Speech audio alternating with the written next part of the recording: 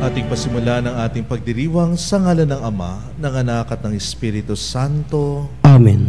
Ang pagpapala ng ating Panginoong Jesucristo, ang pag-ibig ng Diyos Ama at ang pakikipagkaisa ng Espiritu Santo naway sumainyong lahat. At sumunyo rin. Mga kapatid, aminin natin ang ating mga kasalanan upang tayo maging marapat kumanap sa banal na pagdiriwang. Tayo pong lahat, inaamin ko sa makapangyarihang Diyos at sa iyong mga kapatid, na lubha ako nagkasala sa isip, salita at sa gawa, at sa aking pagkakulang. Kaya sinasamo ko sa mahal na Birheng Maria, sa lahat ng mga anghel at mabanal, at sa iyong mga kapatid, na ako'y panalangin sa Panginoong ating Diyos. Kaawaan tayo na makapangyarihang Diyos, patawarin tayo sa ating mga kasalanan at patnubayan tayo sa buhay na walang hanggan. Amen. Panginoon, kaawaan mo kami. Panginoon, kaawaan mo kami. Kristo, kaawaan mo kami. Kristo, kaawaan mo kami. Panginoon, kaawaan mo kami. Panginoon, kaawaan mo kami. Manalangin tayo. Ama naming makapangyarihan, ang iyong dakilang pagkamaawain ay nangingibabaw sa aming ginagawang kabutihan at idinadaing na mga kahilingan. Ang kagandahang loob mo sa amin ay gawin mo mag-umapaw upang ang kasalanang ipinangangambang ihingi ng kapatawaran ng budhi naming takot na ikaw ay lapitan ay iyong patawarin ng lubusan at ang ipinag-aalangan naming hilingin sa pagdarasal ay iyong pagbigyang aming makamtan. Sa pamamagitan ni Jesucristo, kasama ng Espiritu Santo, magpa sa walang hanggan. Amen. Pagbasa mula sa aklat ni Propeta Jonas. Sinabi uli ng Panginoon kay Jonas, "Pumunta ka sa lungsod ng Ninive at ipahayag mo ang mga ipinasasabi ko sa iyo." Nagpunta nga si Jonas sa Ninive. Malaki ang lungsod na ito. Aabuti ng 3 araw kung lalakaring pabagtas. Siya'y pumasok sa lungsod. Pagkaraan ng maghapong paglalakad, malakas niyang ipinahayag, gugunawin ang Ninive pagkaraan ng 40 araw.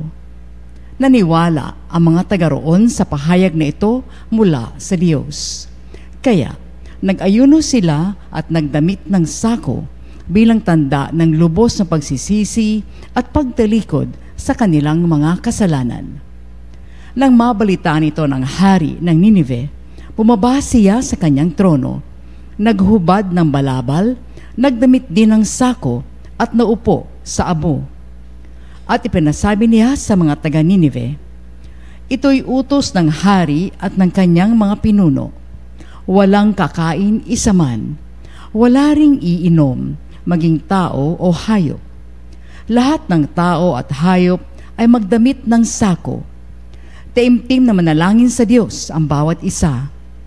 Pagsisihan ng lahat ang nagawa nilang kasalanan at talikdan ang masamang pamumuhay. Baka sa paraang ito'y mapawi ang galit ng Diyos. Magbago siya ng kanyang pasya at hindi na ituloy ang balak na paglipol sa atin." Nakita ng Diyos ang kanilang pagtalikod sa kasamaan, kaya hindi na itinuloy ang paggunaw sa Ninive. Ang salita ng Diyos. Salamat sa Diyos. Hiling nami iyong limutin tanang kasalanan namin. Hiling namin iyong limutin tanang kasalanan namin. Sa gitna ng paghihirap, tinawag ko'y Panginoon. Panginoon, ako'y dinggin, pagkat ako'y tumataghoy. Dinggin mo ang pagtawag ko at paghingi ng iyong tulong. Hiling namin iyong limutin tanang kasalanan namin. Kung ikaw ay may talaan nitong aming kasalanan, lahat kami ay tatanggap ng hatol mong nakalaan. Ngunit iyong pinatawad, kasalanan ay nilimot. Pinatawad mo nga kami upang sayo ay matakot. Hiling namin iyong limutin tanang kasalanan namin. Magtiwala ka, Israel. Magtiwala sa iyong Diyos. Matatag at di kukupas ang pag-ibig niyang dulot. Lagi siyang nahahandang sa sinuman ay tumubos. Ililigtas ang Israel, yung kanyang mga hirang. Ililigtas niya sila sa kanilang kasalanan. Hiling namin iyon limutin, tanang kasalanan namin.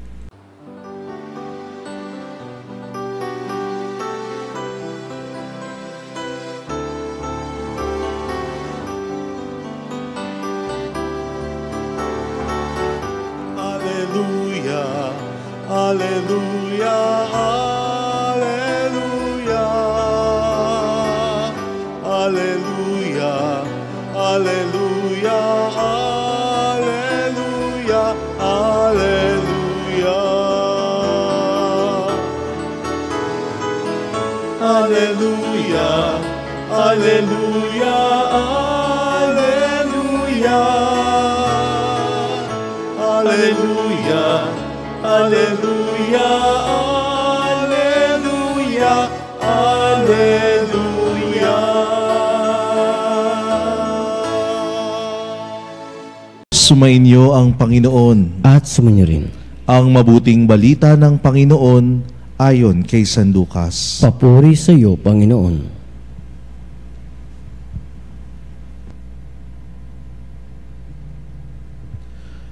Noong panahong iyon, pumasok si Jesus sa isang nayon. Malugod siyang tinanggap ng isang babaeng nagngangalang Marta sa tahanan nito. Ang babaeng ito'y may isang kapatid na Maria ang pangalan. Naupo ito sa paanan ng Panginoon at nakinig sa kanyang itinuturo. Alalang-alala si Marta sapagkat kulang ang kanyang katawan sa paghahanda. Kaya't lumapit siya kay Jesus at ang wika, Panginoon, sabihin nga po ninyo sa kapatid kong tulungan naman ako. Ngunit sinagot siya ng Panginoon, Marta, Marta, naliligalig ka at abalang-abala sa maraming bagay. Ngunit isa lamang ang talagang kailangan. Pinili ni Maria ang lalong mabuti at ito'y hindi aalisin sa kanya. Ang mabuting balita ng Panginoon. Pinupuri ka namin, Panginoong Hesukristo. Mga kapanalig, sinabi ni Jesus kay Marta, naliligalig ka at abalang-abala sa maraming bagay. Alam niyo po, minsan daw po ay may isang nanay na magpapabinyag ng kanyang anak. Inasikaso niya ang lahat. Mga lutuing hahanda sa kainan, siya pa ang nag-decorate ng venue para sa reception ng binyag. Inasikaso na din niya ang susuotin ng kanyang anak. Siya na din ang nagpagawa ng imbitasyon, ng souvenir para sa mga ninong at ninang. At nagawa na din niyang magpa-schedule sa simbahan. At sa araw ng binyag ay inihanda na niya ang lahat. Nagbihis na siya, nagpabango, nag-makeup pa. Pagdating nila sa simbahan, lumabas ang pari. Lumapit sa kanila at tinanong ang nanay, handa na po ba ang lahat? Opo, Father. Handang-handa na po ang lahat. Proud na sabi pa nitong nanay. Nasaan ba yung bata para masimulan na natin ang binyagan? Nagulat, napasigaw, nagpanik ang nanay. Bakit po? Dahil nawawala ang bata. Naiwan pala sa kanilang bahay. Sa sobrang alilaggaga ng nanay sa paghahanda ng lahat, nakalimutan niya ang pinakamahalaga. Nakalimutan niya ang batang bibinyagan. The mother has accomplished so many things, and yet she missed the most important. Minsan po, mga kapanalig, ay katulad tayo nung ina na magpapabinyag. Handa at aligaga tayo sa napakaraming bagay. We busy ourselves with many things, but we forget what is important. We forget what is essential, and that is to do what we ought to do. Ang gawin, ang nais ng Diyos na gawin natin. Alam niyo po, wala hong masama na maglingkod katulad ni Marta. Wala din naman hong masamang makinig na katulad ni Maria. Ngunit ang higit sana nating pagtuunan ng pansin ay kung ano ang nais ng Diyos na gawin natin sa mga pagkakataong ito. Instead of doing what we want, we must do what we ought to do. Minsan po kasi ay naaaligaga tayo sa mga bagay na hindi naman pala dapat nating pagkaabalahanan. Kaya po ang ending, kahit anong ayos, kahit anong buti ng ating ginagawa, ay para pa rin po tayong malungkot. Para pa rin pong may kulang sa atin. Sometimes, mga kapanalig, we might get confused on what good we must do. Halimbawa na lamang po, mabuti ang mag-asawa, mabuti ang bumuo ng pamilya, pero mabuti din naman pumasok sa buhay relihiyoso o sa buhay relihiyosa. Mabuting maging pari, mabuti ang maging madre. Ang iba po ay nagtatalo-talo kung sino nga ba ang kanilang tutulungan. Ampunan ba ng bata o ampunan ng matatanda? Na kung tutuusin naman po'y parehong mabuting adhikain ang pagtulong sa kanila. Ang pera po nating inilalaan, pinag-iisipan natin kung kanino nga ba natin ibibigay. Sa isang NGO o sa social action ng simbahan. Na pagtitingnan naman po natin parehong opisina na tumitingin sa mga nangangailangan. Kaya nga po mga kapanalig, sa pagitan ng pagpili ng mabubuti, it will all boil down to what God would want us to do. At ang tawag po dito ay discernment. Discernment. Ang pagpili sa pagitan ng mabubuti. Ang pakikinig sa tinig ng Diyos na piliin ang kanyang nais kaysa sa nais natin. Kaya mga kapanalig, imbis na tanungin natin ang ating sarili kung ano nga ba ang magandang gawin, siguro po'y mas magandang tanungin natin kung ano ang nais ng Diyos na gawin natin. Baka po kasi mamaya katulad ni Marta, katulad ng nanay na magpapabinyag na anak, aliligaga tayo sa maraming bagay, pero hindi naman pala iyon ang mahalaga. We may have done many good things, and yet we miss that what will give us fulfillment, what will give us peace, what will bring us closer to God. Mga kapanalig, nawa po'y buksan natin ang ating puso, buksan natin ang ating isipan na marinig ang tinig ng Diyos upang mapili ang higit na mabuti, mapili ang higit na mahalaga. Amen.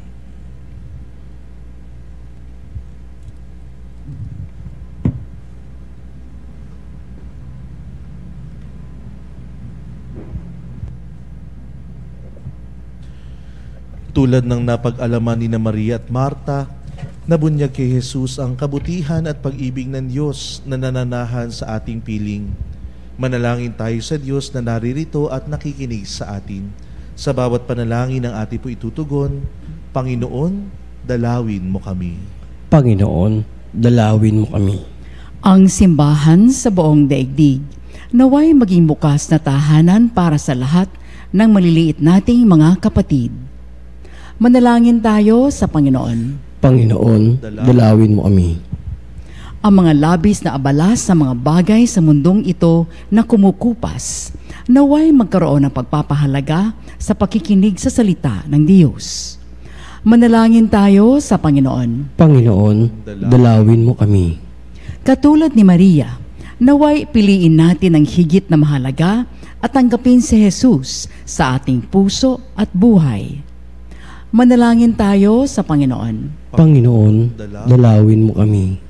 Ang mga may sakit at naghihingalo, naway tumingin kay Kristo sa oras ng kanilang paghihirap. Manalangin tayo sa Panginoon. Panginoon, dalawin mo kami. Ang mga yumao, naway manahan sa tahanan ng Diyos magpakailanman. Manalangin tayo sa Panginoon. Panginoon, dalawin mo kami. Ama naming Diyos, ipinadala mo ang iyong anak na si Jesus upang ipakita sa amin ang daan patungo sa buhay na walang hanggan. Lagi nawa namin siyang tanggapin sa aming buhay at magkaroon siya ng puwang sa aming puso. Hinihiling namin ito sa pamamagitan ni Kristong aming Panginoon. Amen. Amen.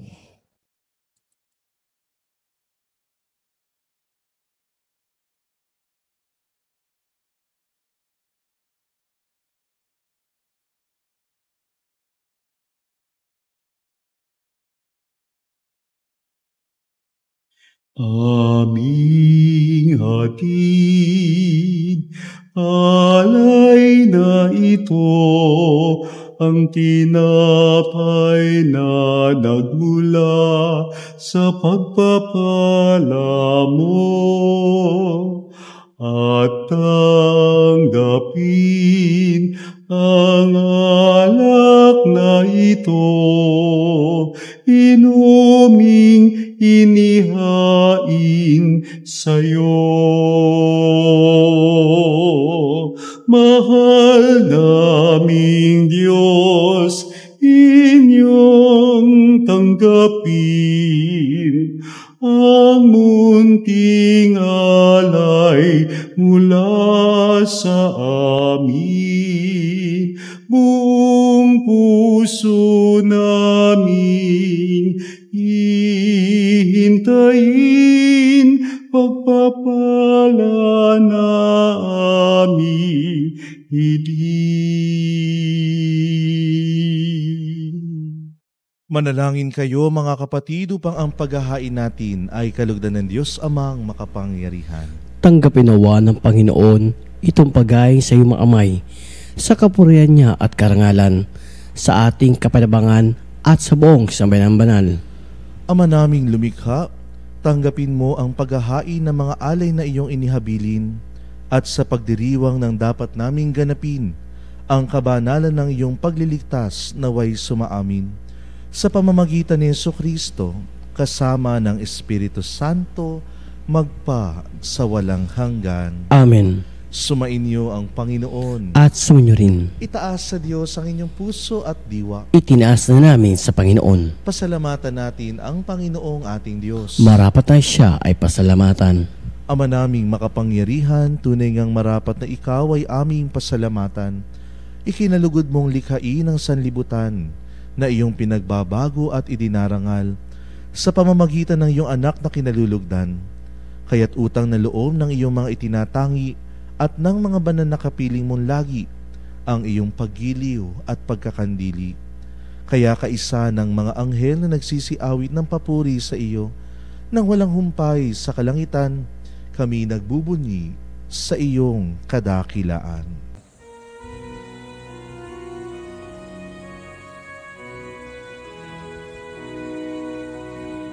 Santo, Santo, Santo, Panginoong Diyos ng mga hukbo, napupuno ang langit at lupa ng kadakilan mo. Hosana, Hosana sa kaitaasan, pinagpalang na paririto sa ngalan ng Panginoon. Hosana, Hosana sa kaitaasan.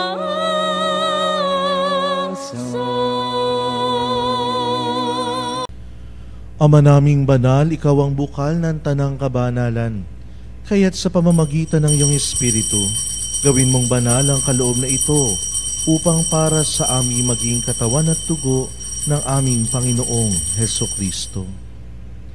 Bago niya pinagtiis ang kusang loob na maging handog, hinawakan niya ang tinapay.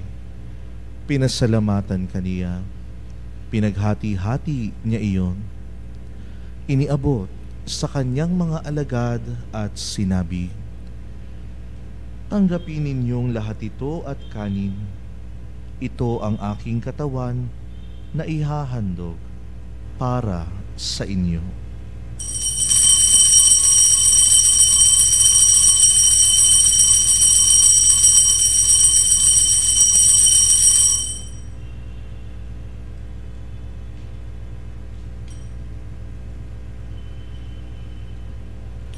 Gayon din naman noong matapos ang hapunan, hinawakan niya ang kalis, muli kanyang pinasalamatan.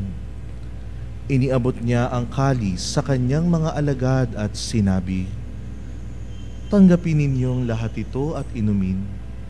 Ito ang kalis ng aking dugo, ng bago at walang hanggang tipan. Ang aking dugo na ibubuhos para sa inyo at para sa lahat, sa ikapagpapatawad ng mga kasalanan. Gawin ninyo ito sa pag-alala sa akin."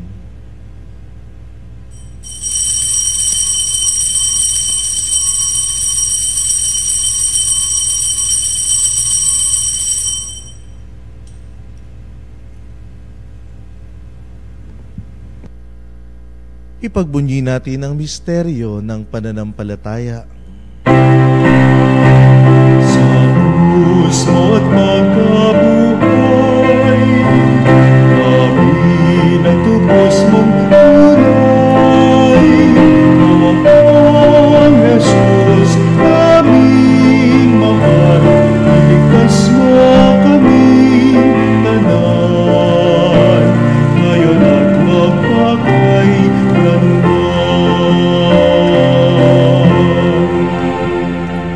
Ama, ginagawa namin ngayon ang pag-alala sa pagkamatay at muling pagkabuhay ng iyong anak.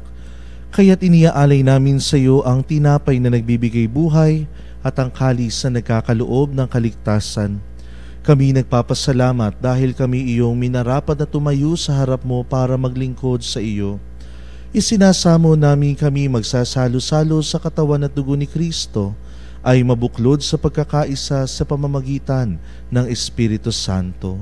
Alalahanin mo rin ang mga kapatid naming nahimlay na may pag-asang sila'y muling mabubuhay, gayon din ang lahat ng mga pumanaw. Kaawaan mo sila at patuloyin sa iyong kaliwanagan. Kaawaan mo at pagindapatin kaming lahat na makasalo sa iyong buhay na walang wakas.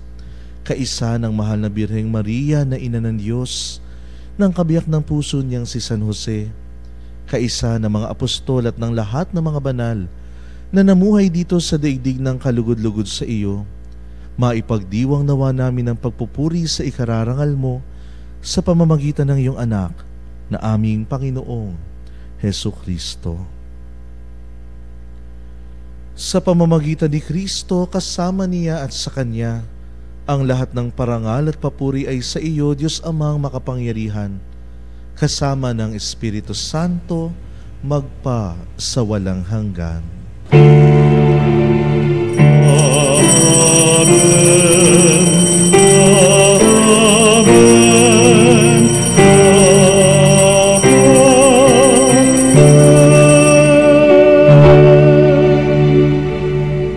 Sa tagubilin ng mga nakagagaling na utos at turo ni Jesus na Panginoon natin at Diyos, ipahayag natin ng lakas loob.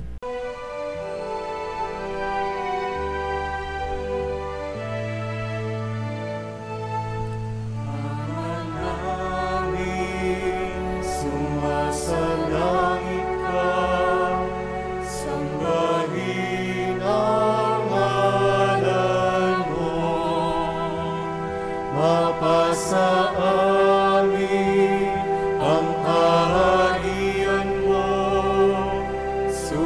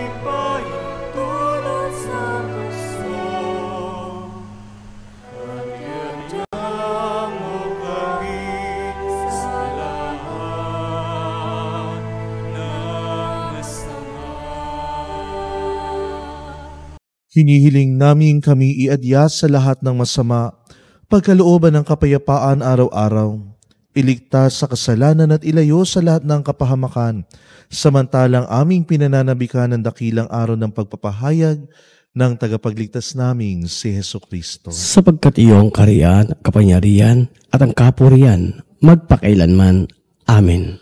Panginoong Hesukristo, sinabi mo sa iyong mga apostol, kapayapaan ang iniiwan ko sa inyo, ang aking kapayapaan ang ibinibigay ko sa inyo.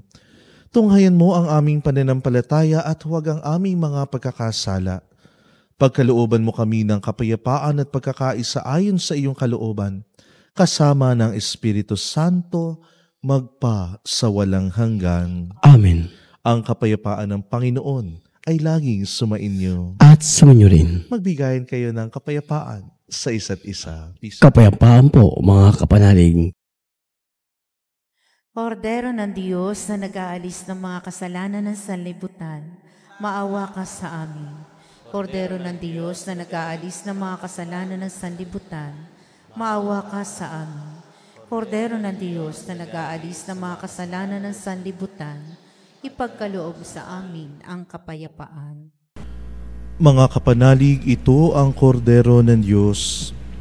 Ito ang nag-aalis ng mga kasalanan ng sanlibutan. Mapalad ang mga inaanyayahan sa kanyang piging. Panginoon, hindi ako karapat-dapat na magpatuloy sa iyo. Ngunit sa isang salita mo lamang ay gagaling na ako.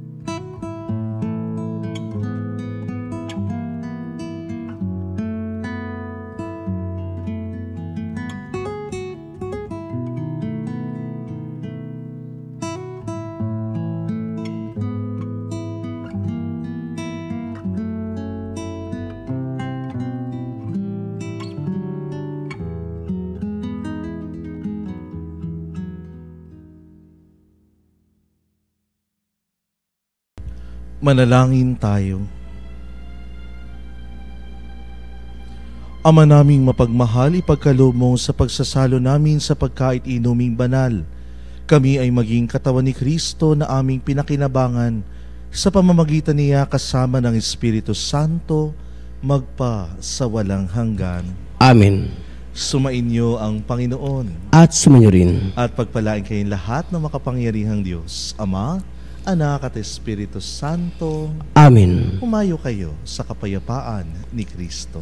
Salamat sa Diyos.